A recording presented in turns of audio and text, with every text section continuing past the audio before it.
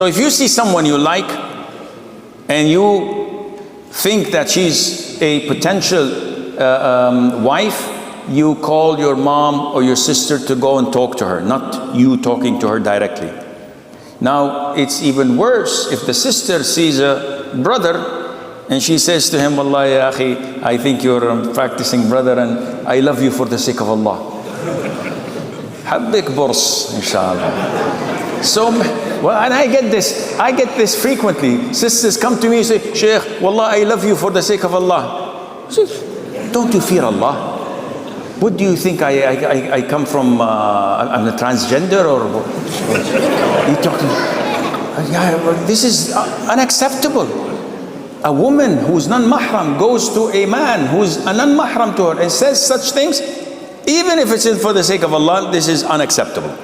It is totally haram. So to block means of shaitan, you find someone you like, you talk to your mahram to speak to them.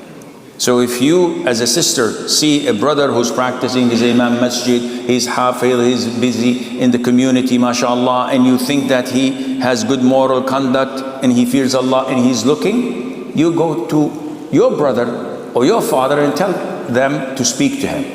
And no one would feel ashamed.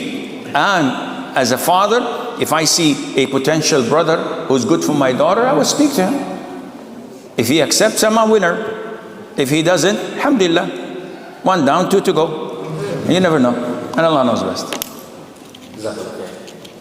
Sheikh, can you explain why Allah subhanahu wa ta'ala has created us and allowed us to have free will when He has already destined everything?